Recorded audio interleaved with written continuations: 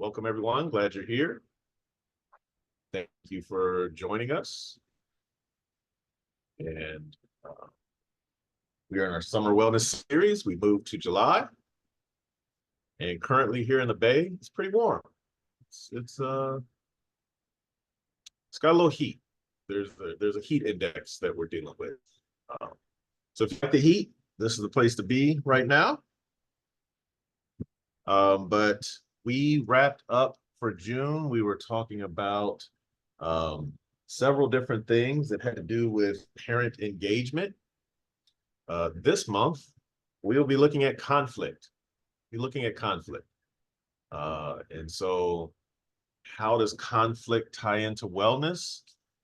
I'll let you determine that for yourself. But as we unpack and learn what conflict is, it is important to know what it is, what it isn't, and how we interact with other people definitely has an impact on our overall wellness. So excited to talk about this topic for the month of July. Thank you all for being here. I'll start us off with a check-in question. For those of you that are here, my question is this. We're going to be talking about conflict today.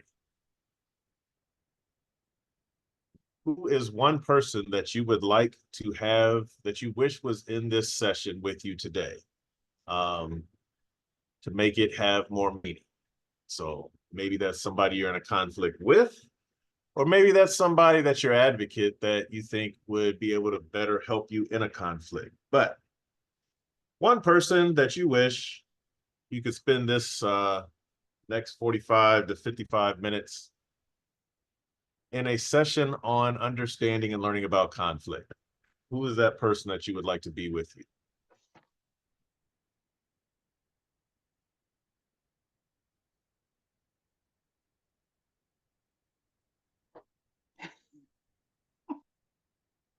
This is Andrea. Salutations. Am I on? Yes, I am on. Yes, you are. Yes. I would like for my dear friend Eric Green to be on this session about resolving conflict.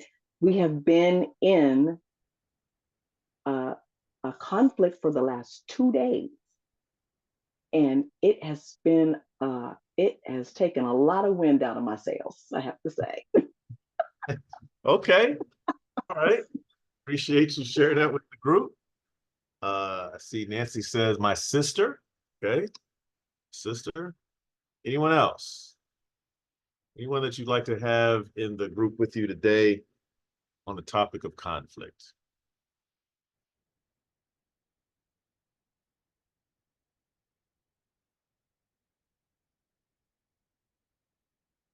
I know for me, I would I would like to have an individual that I am working with. I think it would be good. He actually teaches conflict resolution at universities and those types of things. I would love for him to be in this session because, as with most things, things evolve. Principles don't necessarily change, but how they are delivered, how they are expressed, from time to time need to be updated. They need to be updated based on the audience, based on the context, and based on a recognition of who you are in that space. So I think I would appreciate if he was here. I think he would bring great value to the discussion. And I also believe that he would find great value in the discussion. And those are rare appointments for us. So anyone else? One person that you'd like to have in this meeting, knowing that now the subject is conflict.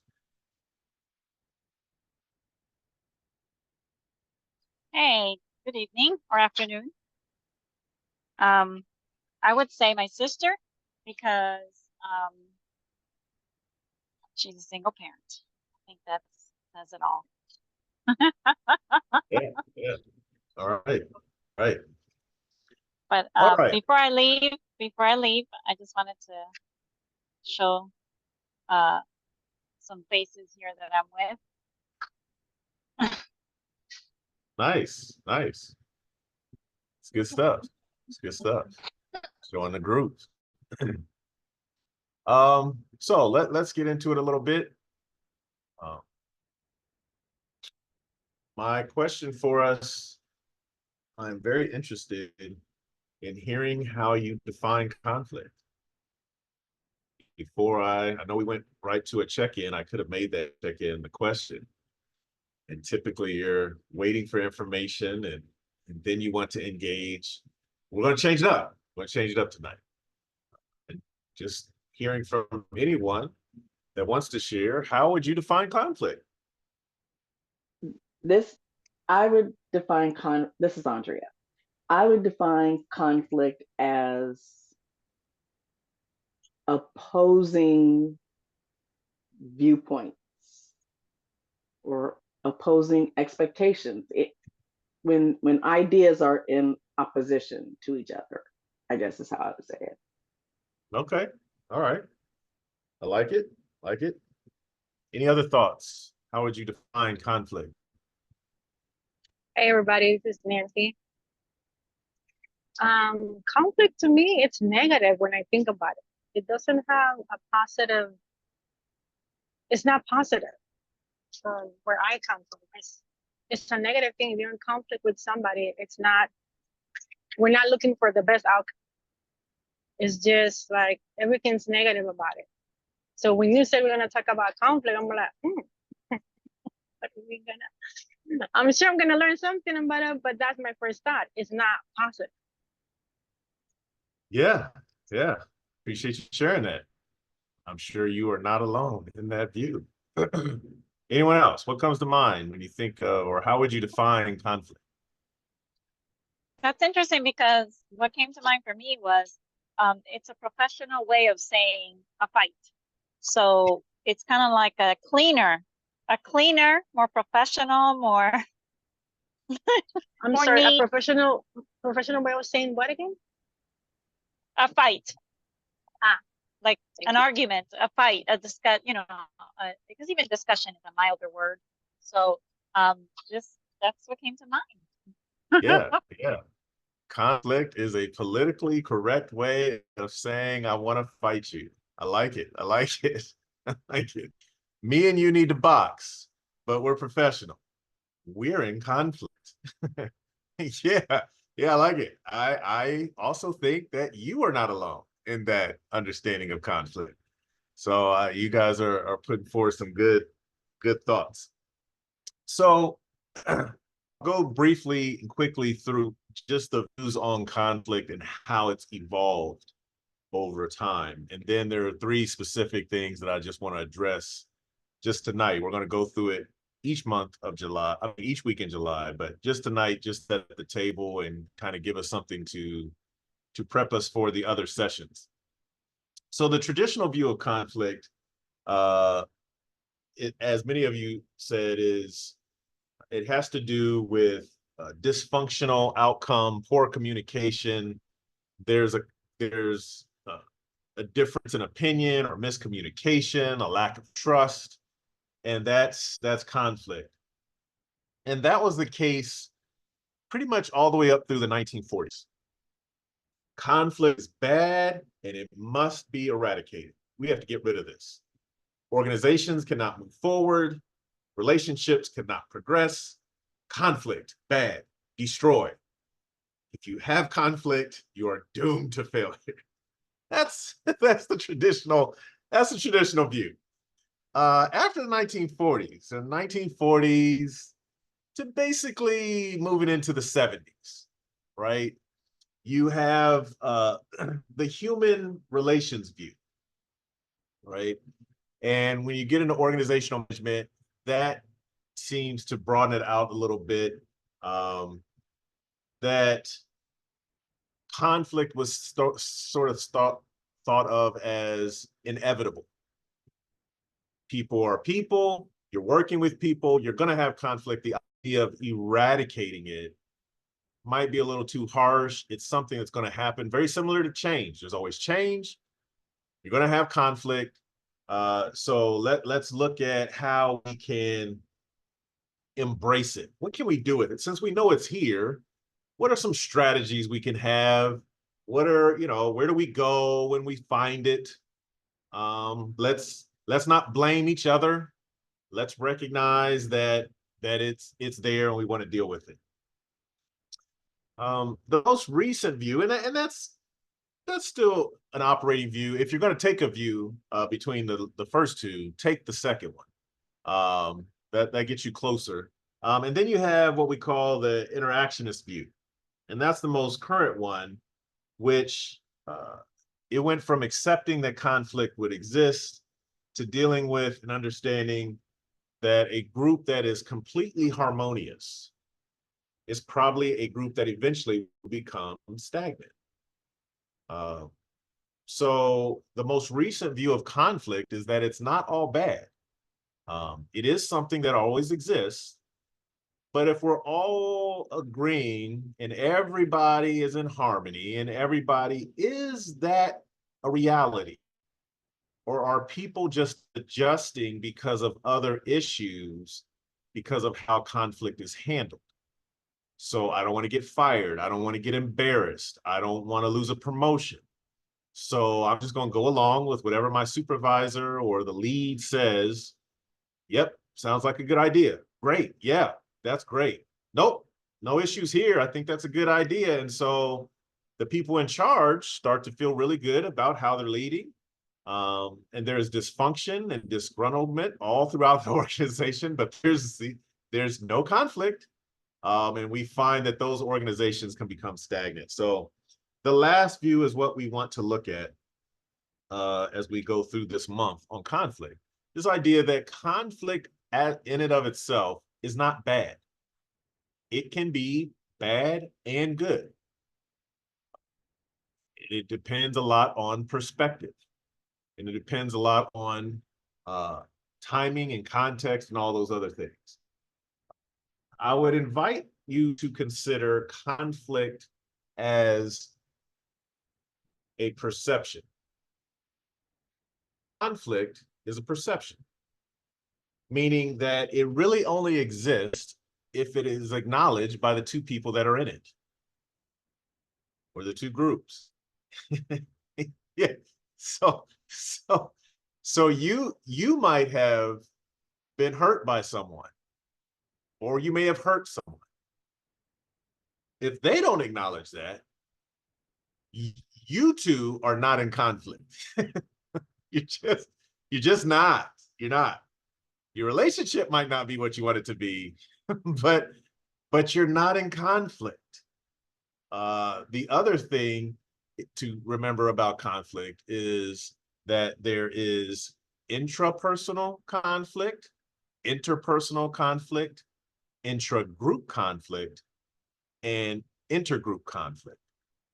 And if you don't remember the intra and the intra is yourself, internal, think internal, and inter, which I wish was internal, means others. So that's why I always get it. Internal should be interpersonal, but it's not. So for those of you that have never had to be in rooms with academia that parse out everything you say, you want those meetings to mean something. Intra means you. So if it is an intra, I-N-R-T-A, if it is an intrapersonal conflict, that is a conflict within myself. Think of a lawyer that has sworn an oath to defend, and their client tells them something that is directly against their own personal morals and beliefs, but yet they have to defend it. That is an intrapersonal conflict. They have to do their job. They have all the information there, but they do not agree with what their client did. But they still, they're not in conflict with their clients. They're defending their client. They're at conflict with themselves because they know what they're about to do is their job that might bring outcomes that are very different than what they would want personally. So that's an example of an intrapersonal.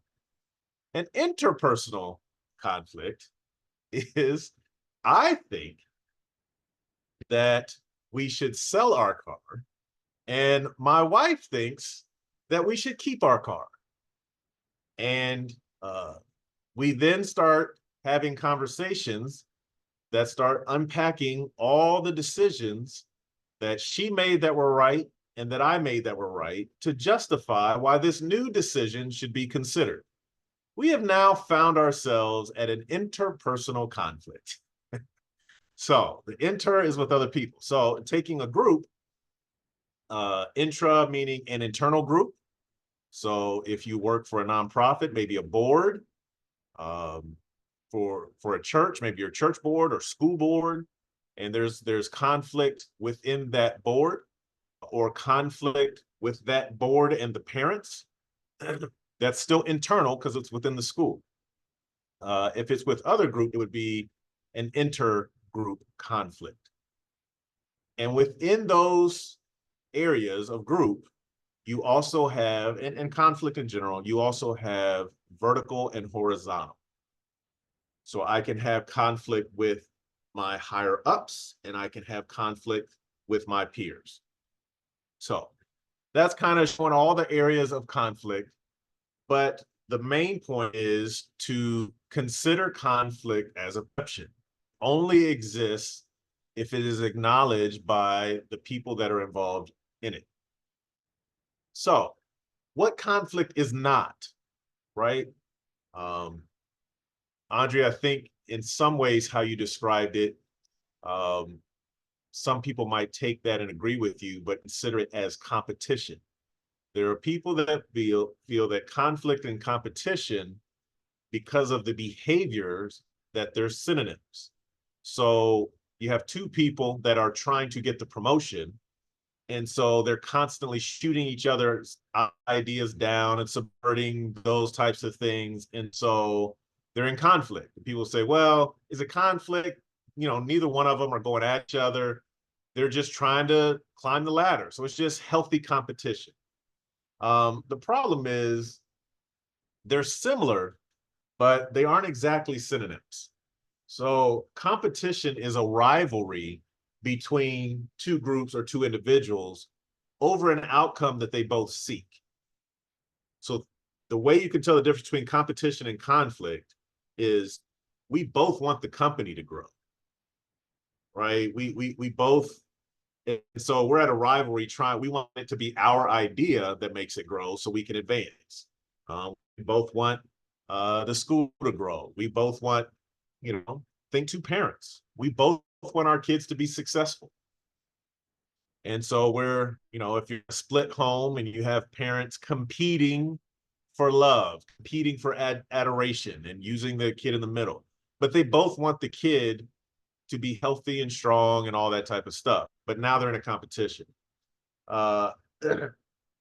Competitions have winners and losers. Conflict just has people in conflict. You can resolve a conflict and have two winners. You can leave a conflict unresolved and have two losers. So it's not about winners and losers at the end. So those are some differences to consider. So I have a question for you as it pertains to conflict. Another question. To get at the real heart of conflict,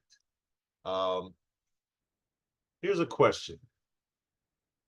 Are bias and discrimination, inequity, and a lack of diversity and inclusion behavior problems or way of being problems? Behavior problems or way of being problems? And if you wonder what I mean by the two of those as you're thinking of your answer, the bias, discrimination, a lack of diversity, lack of inclusion. being kind to someone is a behavior. Showing kindness repeatedly as you go day to day is a way of being. So that's the difference between those. So do you think the core of bias and discrimination and inequity and all those types of things is a behavior problem or a way of being problem? Is it because people are doing things or, you know, repeatedly and these one-off things from different people, or is it a way of being problems, how we see each other?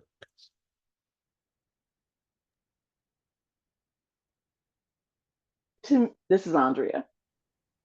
To me, it seems that those issues are, the problem is your thought processes, which lead to your behavior, I believe. So I think if you think differently about those, you will act differently about those. So I'm going to go for behavior, given the choice that we had. I'm going down that road. Yeah, I will jump in on that to say that thoughts and behaviors are different. So what you described is a way of being, right? This is how I think. It's who I am. So even though I think this way, I might occasionally do something, but if I'm constantly doing it all the time, that becomes my behavior. So I can correct my behavior. We're on the reverse, right? So if I'm constantly discriminating against people, that's my behavior. To your point, you're saying it's how I see that group of people. And so those thoughts cause me to treat them a certain way, right? So if someone comes in and does a sensitivity training and an inclusion training, they can modify my behavior. But if they haven't addressed my thoughts, right? So yeah, you were saying it, but they're I'm with you. I'm with you. I'm with yeah, you. yeah. Anyone else? Anyone else? Yeah, I'm still trying to me, they both sounded the same. And I know you were explaining it, Joyce, right now, but I'm on that. I still think it's behavior, both of them. So you don't have to say it again. Yeah. So think of it this way. Anybody can change what they do for a moment. That doesn't mean you change who you are. So the reason why most of these trainings, and they were big, you know, they were big. 2020, just recently, George Floyd, that caused companies all around the world to hire people to come in and help with diversity and equity and all those types of things. And now it is 4 years later, and many of those companies have disbanded their diversity positions. They don't even exist anymore. That's because they were trying to change behavior. They didn't want to change who they were. They wanted to change how people were treated at that moment so that what could get done. And now they've gone back to who they've always been. So that's the difference. The way of being is that's who you are. And the behavior, that's what you do. And so the problem is most of our efforts when we deal with conflict, this is how it's tying together, is that we focus on the behavior, not the person. So what I want to start us off with this week is that we are reflective of who we are and how we see other people. Because if we're going to talk about on how to improve in our conflict resolution, how to overcome conflicts, how to have fewer conflicts, we're going to have to take a look at who we are and how we see other people, right? So with that, there is this concept that conflict resolution, restorative justice. For those of you that don't know, I am a restorative practices practitioner. I specialize in restorative practices and those types of things. Not to be confused with restorative justice. It's the one area I don't do. So restorative practices, I defined it this way. Restorative practices are the things that you focus on ahead of time. I consider restorative practices proactive, and I consider restorative justice reactive. Restorative justice has to do with this concept this theory that was brought forth by Nils Christie. It is a staple in restorative justice, which has to do with this idea of conflict is property. Conflict is property. And so his assertion is that when people are in conflict, they need to be involved with the resolution. And the problem with our society today is that the people that have been harmed or that there is conflict with, there are too many other people that are in charge of the resolution. So think of it in justice terms. You take my car, and now we go to court. There is a lawyer, there is a jury, and there is a judge. They are all determined on what restitution is or not. My only involvement in being restored is to turn it over to a legal system and say, someone stole my car. I'm not in charge of how much money I get. I'm not in charge if I get the car back. I'm not in charge if they go to jail. I'm not in charge if they apologize. I'm not in charge of any of that. There is a district attorney. There is a defense lawyer. There is a judge and peers that decide what making it right for me is. And so that's where you get into corporal punishment and all those types of things, the death penalty and these types of things. That you took a life, and so now there are other people that are saying, okay, well, in our state, if you take a life, justice is that you get the death penalty. But that might actually be against my moral beliefs. Someone that takes the life of someone I love, that does not mean that I want them to die. And so now I might be in conflict with myself, because if I live in a state, that is now out of my hands. It was done to me. It wasn't the defense's lawyer's family member. It wasn't any of the members' family member. It wasn't the judge. It was my family member. And now they're telling me justice has been served and we're going to put to death this other person. So that is why you have the invention of restorative justice.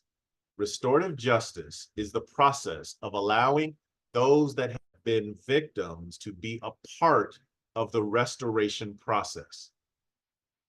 Many of them want to know why. Not everyone. Some people want you to go ahead. Some people want you to go ahead and do what you're going to do, which is take their life. But not all of them. Many want to know why, and they never get that in the process. So they never have closure. And we move on to the next one. So they don't know if it was an accident. They don't know how the person was targeted. They don't know if the person is remorseful. They don't know if the person did it. And they don't have any information. And so they're left for the rest of their life with that loss with no closure. So that's why you have restorative justice. And Nils Christie is the person that asserts this idea that conflict is property and that people have to own their own conflict and be of resolving that conflict. So that's what we want to look at this summer in the month of July, is how do we view conflict? And one of the ways we'll touch on it during this month, it's a wonderful book called The Anatomy of Peace. It's a fictional story about an Arab individual and a Jewish individual that they form a bond working together because each of their cousins murdered the other cousin, right? The story is set in that And now these two have had to work through that to then help other people. And it's a wonderful book that instead of instruction, it gives you stories of parents. So they run this camp where troubled youth, parents bring their troubled youth. In other words, they just won't listen to me anymore. There's nothing I can do. And so I'm going to drop them off of this camp. And everybody brings the kids there, only to now they think that they're bringing the kids to the camp for the kids to get help. And the individuals tell their story on how to help the parents. But what comes from that is this idea of a heart of peace and going to how we see others and knowing how we see others. They talk about, and we'll get into it later, I believe it's in August when I bring that book back up. But the one part I do want to focus on is this idea of people being human and people being objects.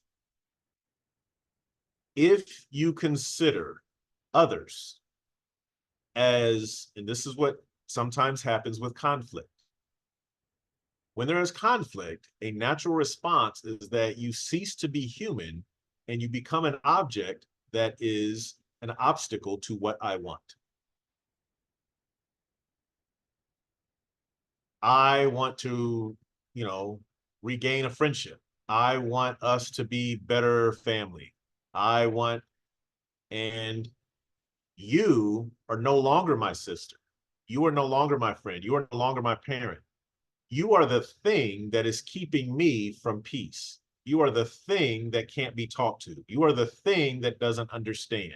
You are the thing, finish it however you want. And so the first thing of conflict is understanding, number one, that is a perception. And number two, it's rarely the cause. It's the messenger. When you see conflict, it means that there's something else wrong. That's why we're in conflict. So conflict is neither good or bad, and it can be both good or bad, but it is most definitely the messenger, not the messenger. The message is whatever else is going on.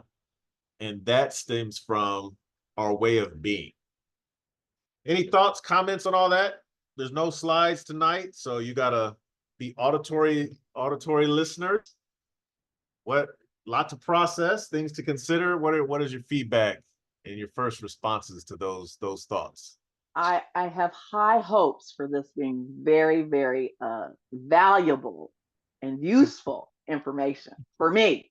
I don't know about anybody else, but for me, yeah. So I'm looking forward to it. That's good. That's good. Anyone else? Thoughts, reflections, comments?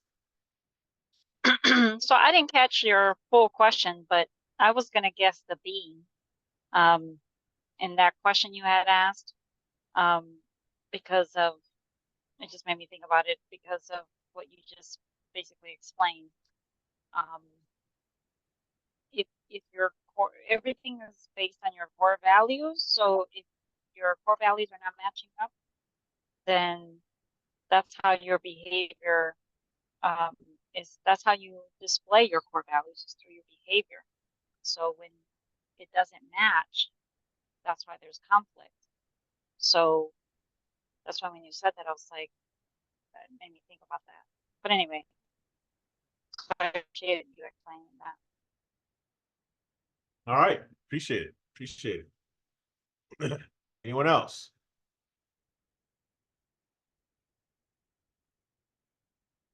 Yeah, the core values and who we are, and I will give you some things to consider. What comes to your mind when you think of a Trump supporter? What comes to your mind when you think of a Biden supporter? What comes to your mind when you think of a Christian? What comes to your mind when you think of an atheist? What comes to your mind when you see someone that has their name on Zoom with their pronouns?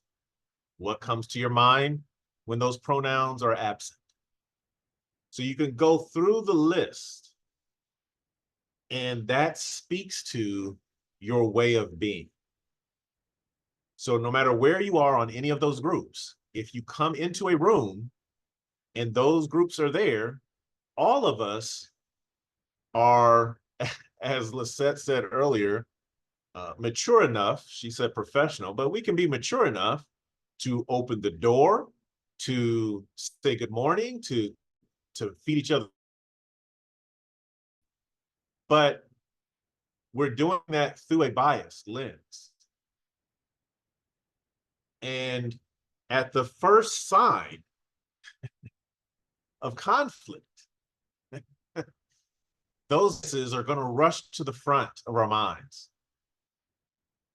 And we have to ask ourselves, dealing with conflict has to deal with our perceptions.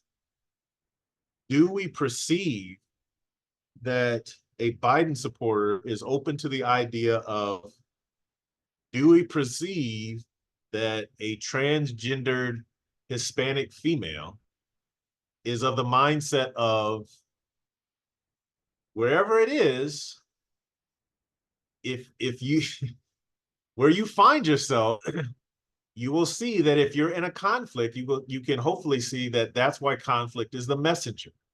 There are other things deeper within us that we have that are causing the conflict. Whether it is I am one of a few females in a male-dominated company. So I have conflict with the new recruit that got hired 3 months after me, but is on a fast track. And I'm a female and that's a male. There's probably going to be conflict because their work, I don't see their work better than mine, but they keep moving up. And I don't see a lot of women around. When I look around, I come in, I glanced at my coworker's paycheck. I know what they make. I know what I make. And so there's going to be conflict. And so in those meetings, dialogue with that new person, right? That person probably doesn't have a conflict. As far as they know, they got hired on their merits, they're turning in their stuff, and they're getting promoted. And so that can foster even more resentment because you have one person sitting there saying, I can't believe, and the other person is like, what's the problem? And so now you're acting like, oh, you know what the problem is. You're gonna act like I'm crazy, right? And then it's just, it's because we haven't checked what the issue is. Our issue is the company and its core values does not have an equitable pay structure for male and female. That has nothing to do with the person that just got hired. It has to do with the being thoughts of the people that run that organization. Can you guys think of any examples of anything we've been talking about tonight? Your own experience, where you've been at, where maybe you went, hey, the conflict was with me, not the other person, or maybe you said, yeah, I've been in a place where, yeah, this was definitely an interpersonal conflict. What are some examples of some of the terms we've discussed that you've experienced in your life, personally or professionally, that you're willing to share, that you can think of?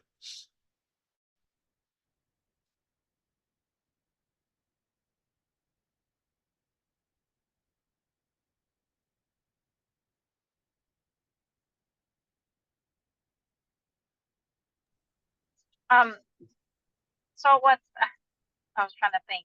The only thing that came to mind was like way long time ago when I worked as at a restaurant actually, and there was this supervisor or lead, I don't know what he was, that would gather us, the waiters, servers, before our shift and do this pep talk. And it was supposed to pump us up to get started and do all this great, work today and blah, blah, blah. And guess what? He always had a joke at the end.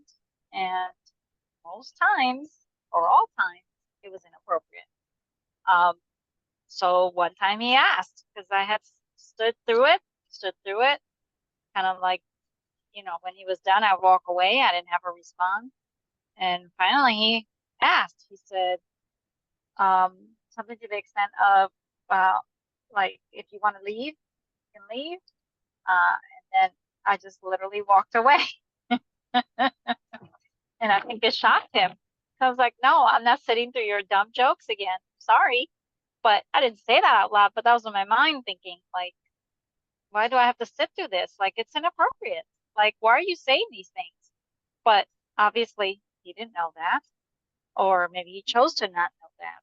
But regardless, that was my response. That was early on, but that's what I came to mind. Yeah, great example. Great example of a lot of different things that were brought up tonight. You know, does he think that you guys are in conflict? You had a conflict with him. But other people didn't. So are you the problem? Is he the problem? Yeah, a lot of different things in there. That's a good example. Appreciate you sharing. Anyone else?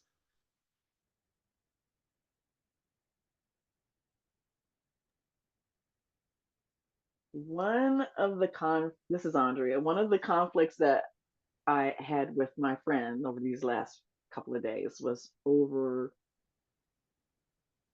words that are in the dictionary or not in the dictionary. One of them that he used was cistern, not cistern, cistern.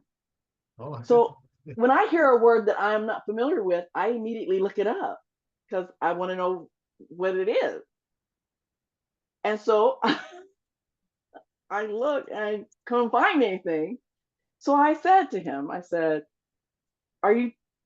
did you want to choose maybe cistern?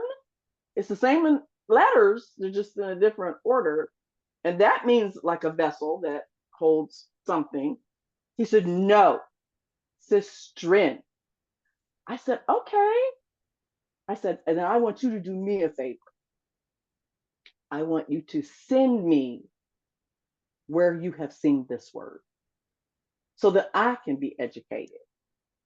Because this is how I learn.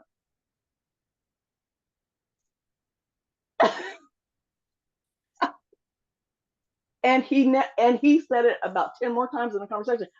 It was all I could do to even stay on the phone. It was like, wow, this is an intelligent person that I'm talking to, or at least I think he's intelligent. So that was just one of 3 words. That it was quite a conversation. But I in that moment, I knew that I was not going to be able to persuade him or dissuade him in any way, shape, or form. So I tried to bring it to a close as best I could by having him educate me. And so that's where I left it. Yeah, that's good. Example. It's a good example. Things that might seemingly be very routine, right? There are words and there's a dictionary. You would think that we could come to a reasonable understanding. Let's use the same dictionary and let's see words are in there. But what else is going on there, right? You have one person that's seeking clarity, and you have another person that is trying to express a thought. So the conflict could be that I am now offended that you're not listening to my thought, you're parsing out my words. And so instead of saying that I'm offended, I'm just going to keep using the word to have you feel like I felt. you didn't care enough to listen to what I'm saying, so I'm going to respond and show you that I don't care enough to fit in a dictionary. And these are things how many conflicts start, because we have a perception of one person trying to do something that they're not. One person wants to know what the word is. But if I have a history where I've been corrected or embarrassed or whatever, no one knows what that did to me. Maybe I don't even know. But what we know is the behavior that followed. And so it's an interesting thing. That's what we want to get into, different ways to approach these types of things. We talked about conflict as property. I won't get into too much of, but if you don't mind, I can use that next week, that little story. Because next week we're gonna we're gonna look at communication skills. Communication is huge in conflict. Yeah.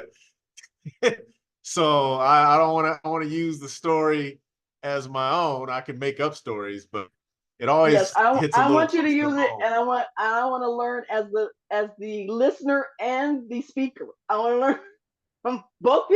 Yeah. Yeah. It's funny because there's this thing of well, I should say many people want to be better communicators. And the different elements that go into communication, I have found it very interesting in my work that when people want back to what people don't say, when people generally come to you and say they want to be better communicators, what they are saying through their behavior, you find, is that they want you to show them how they can talk better and have other people listen to them better. That's usually what is meant by, I want to be a better communicator. People aren't understanding me, so hey, can you teach me how to articulate my thoughts better? And then do you have some tips that I could show other people how to listen to my thoughts better? It's not it's not always it's not always, can you help me listen better? But listening is a part of communicating. Uh, and yeah, we'll get into that next week, because how, going back to, I'll close out with this, going back to our state of being. And I'll come to your story, Andrea.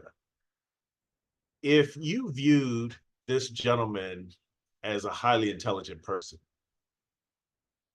your response to Sistren, which is not in the dictionary, but that's not the point of this discussion.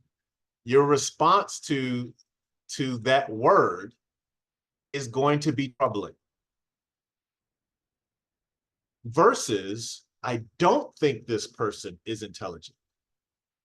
If I'm engaged in communicating with someone feel is uneducated and did not graduate, whatever I think uneducated is, your own descriptive, and they say words that aren't in the dictionary, you would seek to find meaning from what they're saying as your priority, because the expectation on the words is much lower.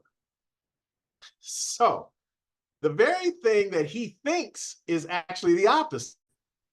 He's saying, you're questioning my intelligence.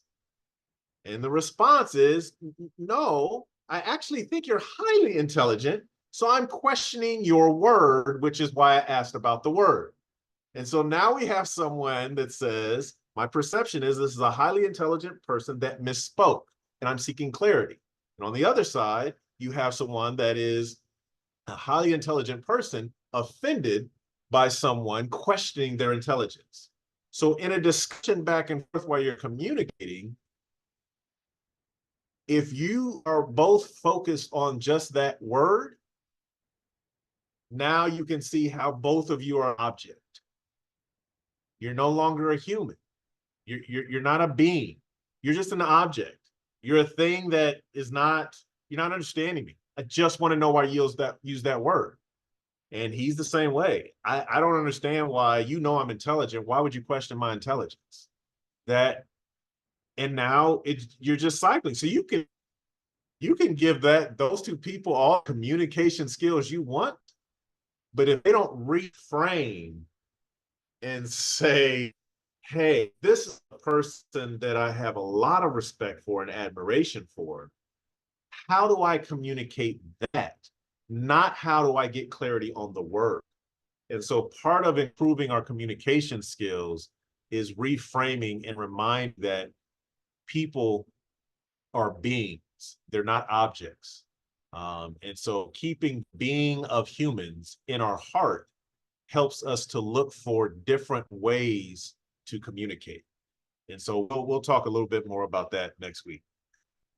Any other questions or concerns, or something you wished I would have talked about, or you hope that I talk about in the next coming weeks? I'm pretty good at at creating things. I have a plan, but I wanted to be helpful to the group. So anything that you would like to see during the month of July as we talk about conflict resolution?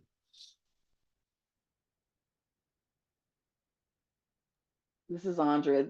No, what you said was a good point to remind myself of going forward. I don't always, I'm not always mindful enough to reframe or redirect or come at it another way. I was able to salvage the last conversation about the word situation by just asking him to just help me see it and know what it means. But yeah. So I'm looking forward to more emphasis and reinforcement of that, of how to bring it another way. Yeah, certainly. And I would just, a quick response to that is sometimes the reframing is not the words. It's the reframing. What is the priority of the engagement? Right? You can only reframe the word not in the dictionary. So I can only reframe that. I can only say that so many different ways. And it's still going to come out. Why are you using a word that's not in the dictionary? What I have to reframe is, how important is that to me in the relationship? So maybe my reframing is, he's going to say sister. It's not, he was saying it before he met me. He's going to say it after he met me. And our interaction with each other does not have to be, it doesn't improve if he changes it. And it doesn't digress if he doesn't. So now I've reframed the importance of the individual. So we'll look into that, because a lot of times people look at reframing on using better words and being more empathetic, change your tone. Those are all good things. But I like to get into what is your purpose for the relationship? You know, if the purpose is to get a promotion, I remember talking to a family member that I got married young and I'm still married. So I have younger people that come to me when I was young, talking to me about, how did that work? How does that work? How are you able to? So they had been married for about 6 years at the time, and said, hey man, how do you, and I'd probably been married at that time, maybe 12, 15. And they said, how do you interact, you know, with your wife when you know she's wrong? What she's saying is just flat out wrong, and she won't let it go. And I remember telling him, I said, you can be right and alone, or you can just apologize and be married. Like it, how do you get someone else? Forget wife. Like that's not a downplay on wife. How do you get another person to recognize that they're wrong?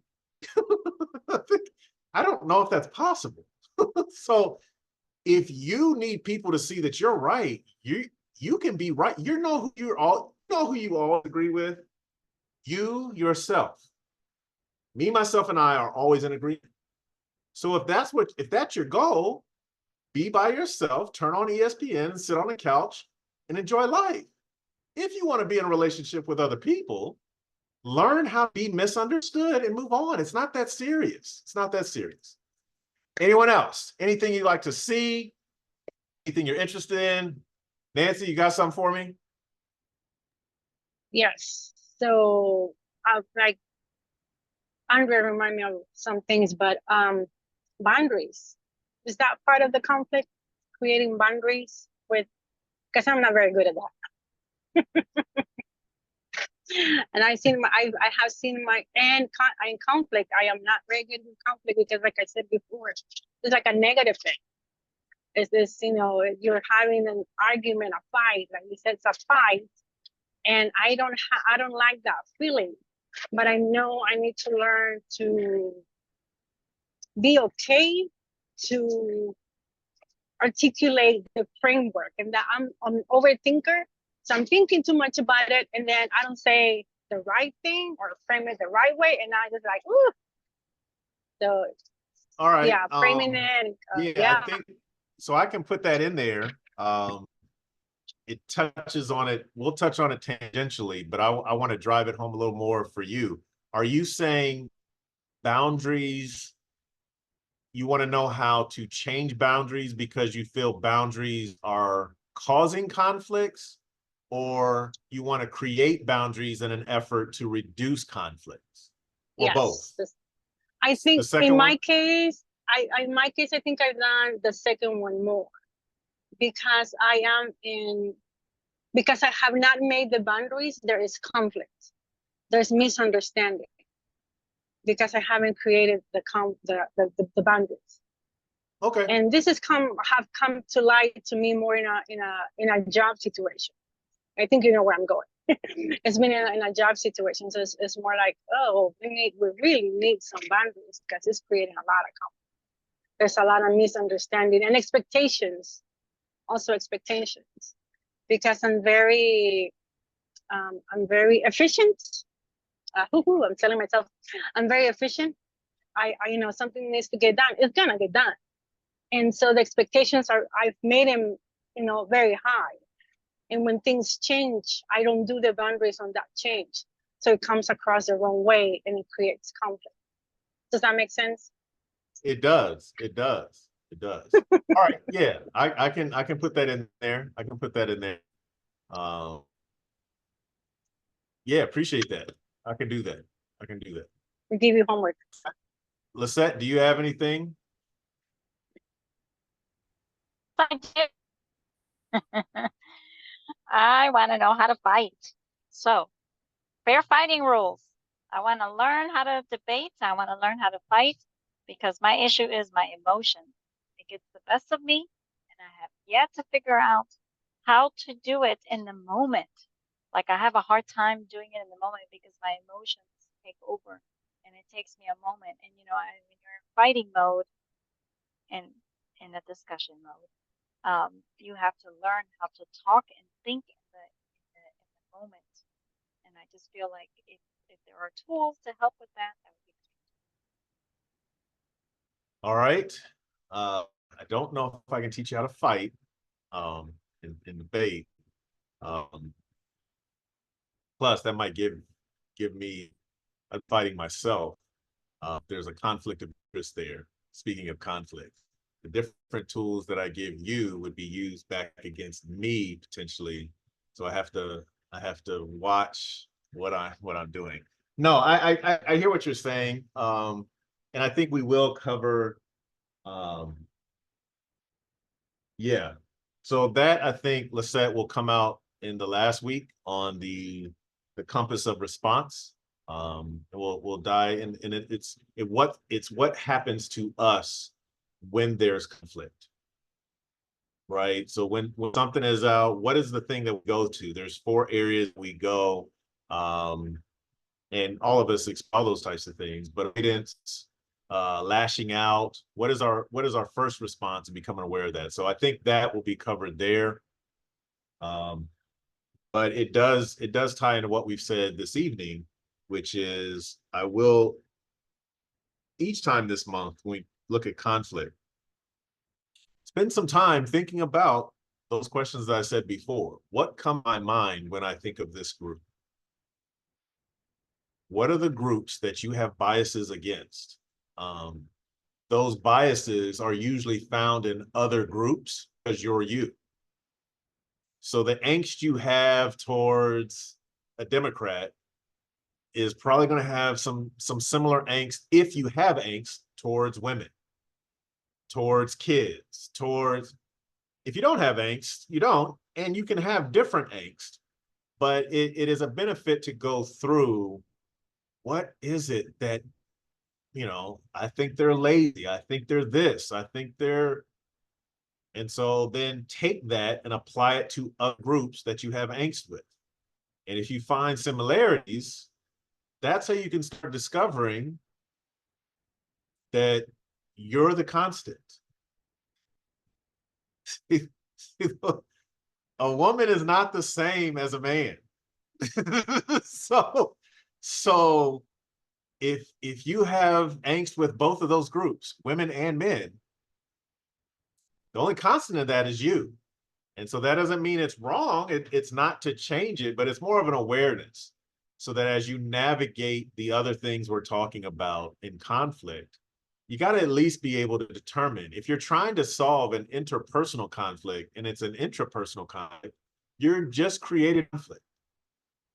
So those are the things that we want to look at. But I hear all of these. It shouldn't be too hard to integrate them in what we're doing. Thank you all for your participation. And we'll be here same time next week. Have a wonderful holiday tomorrow. And we'll see you the next time you guys are able to join your evening. Bye-bye, everybody.